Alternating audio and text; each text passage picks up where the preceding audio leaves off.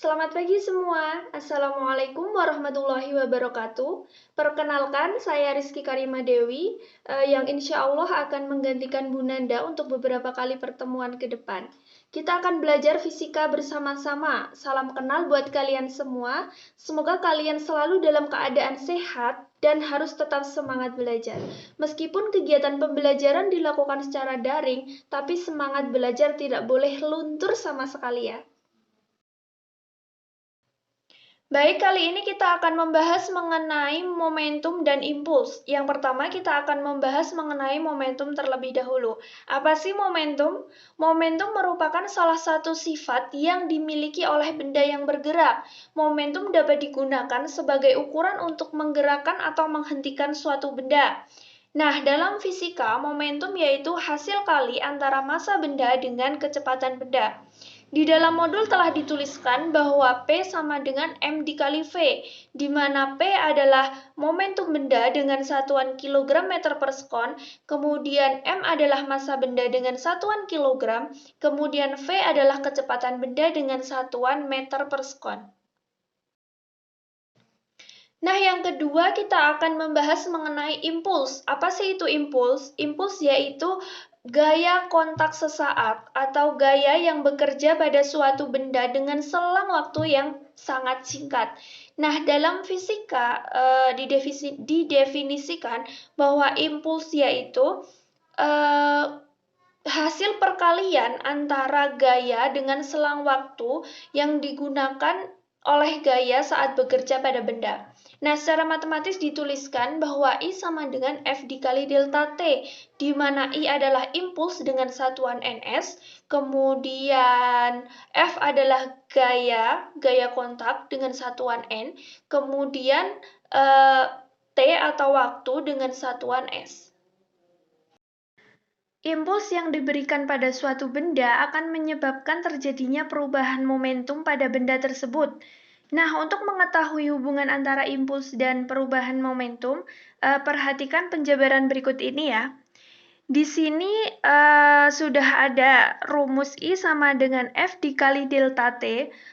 Kita langsung saja masukkan bahwa rumus F di sini adalah M kali A. Nah, ini diturunkan menjadi M kali A, kemudian kita kalikan dengan delta T. Di mana rumus A ini adalah delta V per delta T. Itu artinya di sini kita akan ubah bahwa I adalah M dikali, karena ini delta V per delta T, ya, maka di sini adalah V2 dikurangi V1 per delta T. Kemudian kita kalikan delta T. Kemudian kita dapatkan I di sini adalah M dikali V2 min V1. Sehingga I adalah delta P. Nah, dari rumus yang kita temukan ini, dapat ditemukan pula hubungan antara gaya kontak dengan selang waktu seperti berikut. Perhatikan ya, untuk I sama dengan delta P, maka kita akan masukkan bahwa rumus I adalah, kembali kita mengingat, I adalah F dikali delta T. Maka di sini kita masukkan I-nya, itu F dikali delta T. Kemudian delta P di sini adalah ini. M dikali V2, M dikali V2 dikurangi V1. Langsung saja kita masukkan M V2 min V1. Sehingga untuk F kita temukan bahwa M V2 dikurangi V1 per delta T.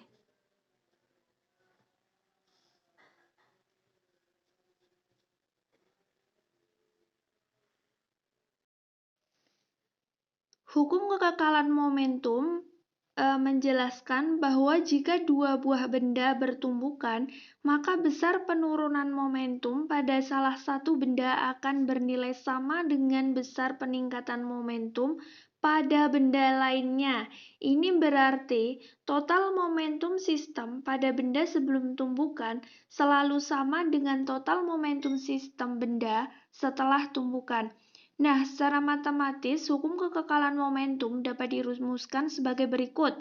Sigma P sebelum sama dengan sigma P sesudah. M1V1 plus M2V2 sama dengan M1V1 aksen ditambah M2V2 aksen. Untuk lebih jelasnya mengenai hukum kekekalan momentum, mari kita ulas kembali soal yang ada di modul. Sebuah balok kayu bermasa 3 kg yang diam di atas lantai ditembak sebutir peluru bermasa 60 gram dengan kecepatan 120 meter per sekon. Jika peluru menembus balok dan kecepatannya berubah menjadi 80 meter per sekon, maka tentukan kecepatan balok tersebut setelah tembakan. Nah, di sini ditanyakan kecepatan balok setelah tembakan. Nah, di sini yang ditanyakan berarti V aksen B. Kemudian yang diketahui yaitu massa dari peluru yaitu 60 gram, kita buat menjadi kilogram yaitu 0,06 kilogram. Kemudian kecepatan dari peluru yaitu 120 meter per sekon. Kemudian massa dari balok yaitu 3 kilogram. Langsung saja kita masukkan ke rumus hukum kekekalan momentum yaitu MP dikali VP ditambah MP dikali VB sama dengan MP dikali VP aksen ditambah, ini lanjutannya di bawahnya ya, VP aksen ditambah MB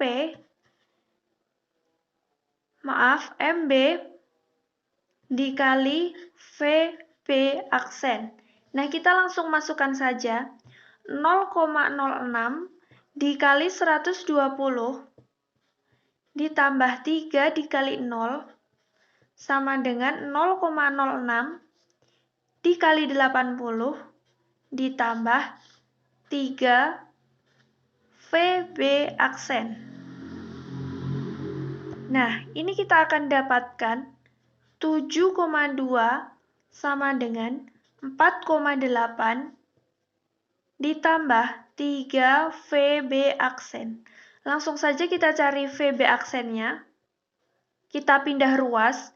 VB aksen sama dengan 2,4 per 3 atau 0,8 meter per sekon. Jadi, untuk kecepatan balok tersebut setelah tembakan adalah 0,8 meter per sekon.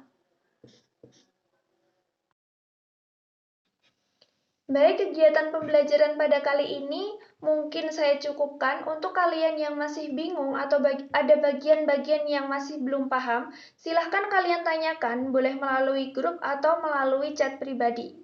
Terima kasih atas perhatiannya, semoga ilmu yang kita pelajari pada kali ini bermanfaat bagi kita semua, dan tetap semangat belajar, yang paling penting selalu jaga kesehatan.